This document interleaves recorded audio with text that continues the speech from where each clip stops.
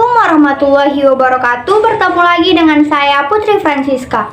Baik, pada video kali ini kita akan membahas tentang teori interteks dan menghubungkan teori tersebut dengan novel dan film Ayat-Ayat Cinta karya Habibur Rahman El-Shehrazi. Nah, siapa nih di sini yang masih bertanya-tanya apa sih teori interteks itu? Nah, sebelum kita menghubungkan teori ini dengan novel Ayat-Ayat Cinta dan filmnya, kita akan bahas terlebih dahulu teori interteks tersebut. Teori interteks. Prinsip intertekstualitas pertama kali dikembangkan oleh Julia Kristeva dari Prancis. Prinsip tersebut mengungkapkan bahwa setiap teks sastra harus dibaca dengan latar belakang teks-teks lainnya. Sejalan dengan itu, Theo 2003 menjelaskan bahwa pada dasarnya tidak ada sebuah teks yang sungguh-sungguh mandiri. Menurut Theo 2003, penciptaan sastra dan pembacaannya tidak dapat dilakukan tanpa adanya teks-teks lain sebagai contoh, karena kerangka pemahaman teks baru memerlukan latar belakang pengetahuan tentang teks-teks yang telah mendahuluinya. Kristeva menjelaskan mengenai kaidah-kaidah yang dipergunakan dalam kajian intertekstual, yaitu sebagai berikut. Pertama, intertekstual menganalisis teks dengan mendasarkan pada teks-teks lain yang pernah ada sebelumnya. Kedua, kemunculan teks baru yang didasari teks-teks terlebih dahulu dapat berupa penerimaan atau penolakan terhadap teks-teks terdahulu. Ketiga, menurut Bakhtin atau via Kristeva tahun 1987, halaman 64-65, intertekstual menganalisis unsur pembangunan teks, yaitu aspek dalam teks dan aspek luar teks.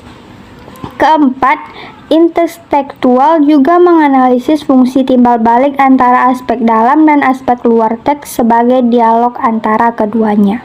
Berikut ini akan dipaparkan mengenai analisis struktur dalam film dan novel Ayat-Ayat Cinta. Analisis struktur yang dibahas difokuskan pada alur, tokoh, dan penokohan, serta setting.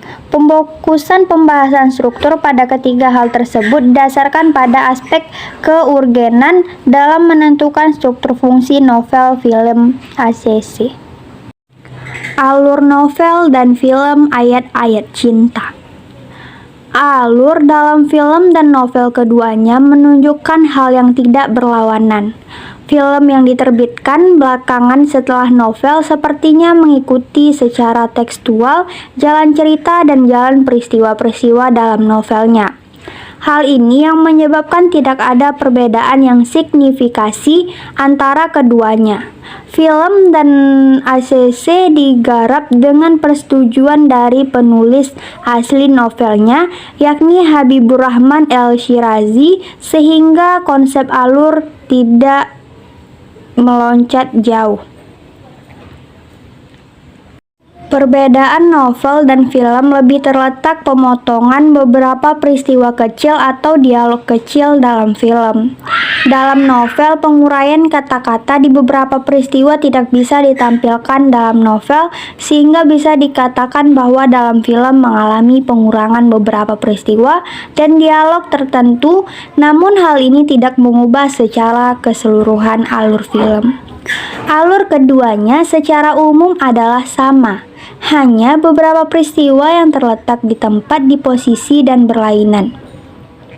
Penambahan dalam novel disebabkan karena pemaparan dalam novel harus lebih detail dibandingkan film. Selain itu, dalam film terbatas durasi waktu, biaya, sehingga peristiwa dibuat seefektif mungkin dan dipilih sesuai dengan peristiwa-peristiwa penting yang diinginkan. Tokoh dan penokohan dalam novel dan film Ayat-Ayat Cinta. Tokoh dan penokohan dalam film dan novel bisa dikatakan sama secara keseluruhan, terutama pada tokoh-tokoh sentral, yaitu Fahri, Maria, Aisyah, Noura, Syah Ahmad, Ibu Maria, dan beberapa teman Fahri, Difla.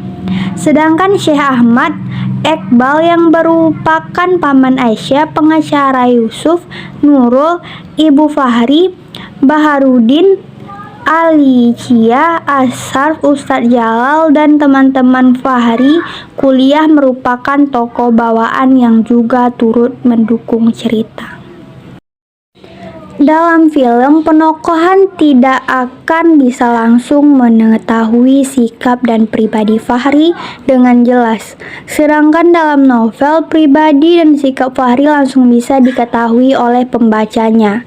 Hal ini juga berlaku untuk beberapa tokoh sentral, kedua lainnya yakni Aisyah dan Maria. Pelukisan yang kental tokoh tersebut terlihat jelas dalam novel dan ini tidak dipapar jelas dalam film. Sedangkan dalam film, untuk kali pertama akan sulit mengetahui deskripsi serta penokohan Fahri dan Maria. Baru ketika Fahri bertemu dengan tokoh lainnya, penokohan Fahri akan terlihat terkuak dan semakin jelas lagi ketika peristiwa demi peristiwa berlangsung. Penokohan Fahri terlihat ketika ia banyak menerima surat dari perempuan yang diam-diam mengaguminya. Fahri juga dikatakan sebagai seseorang yang hebat dan pintar dengan aktivitasnya bertalaki dengan Syekh Utsman. Mulai dari sinilah penokohan Fahri terlihat jelas. Teknik penukisan tokoh seperti ini disebut teknik cakapan. Penokohan tokoh dapat diketahui melalui dialog-dialog yang terjadi. Pada hakikatnya, perwatakan tokoh-tokoh dalam novel dan dalam film hampir sama. Perbedaannya terletak pada pendeskripsiannya. Dalam film ditampilkan tokoh-tokohnya secara langsung dan secara visual. Dengan demikian, penokohan secara analitik atau langsung yang dikenal dalam novel tidak dikenal dalam film. Sebab tokoh-tokoh dalam film tidaklah dibangun dengan kata-kata, melainkan tokoh itu langsung hadir di hadapan penonton film. Setting dalam novel dan film ayat-ayat cinta. Latar dalam film dan novel ayat-ayat cinta secara umum terjadi di Mesir, sebuah negara dengan universitas tertua di dalamnya yakni Universitas Al-Azhar. Tokoh utama novel ini diceritakan sedang menempuh studi S2 di Mesir. Di kota inilah kisah perjalanan manusia dalam mendapatkan cita dan cintanya berlangsung. Jika di film, penggambaran latar dapat dikontrakkan sehingga pembaca terasa jelas dan tertarik karena melihat langsung, maka dalam novel, latar tersebut diuraikan melalui untaian kata-kata dari pengarang untuk membangkitkan nilai rasa dan membentuk imaji. Meskipun imaji dalam novel itu tidak bisa kontrak seperti imaji dalam film, tetapi dalam hal ini pengarang berusaha semaksimal mungkin mendeskripsikan dan memberikan tambahan sedemikian rupa agar latar itu dapat diterima pembaca secara kuat.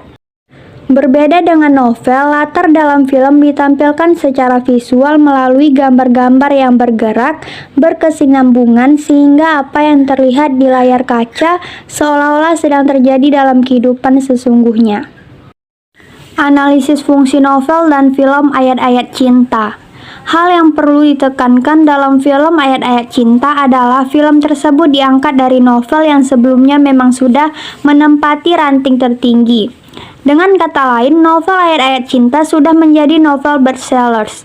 Jadi pertanyaannya adalah apakah yang membuat film ayat-ayat cinta laris manis di pasaran?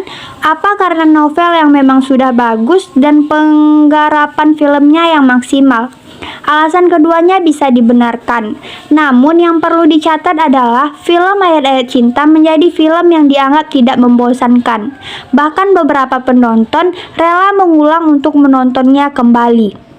Selain itu, segmen penonton film jauh lebih besar daripada pembaca novel.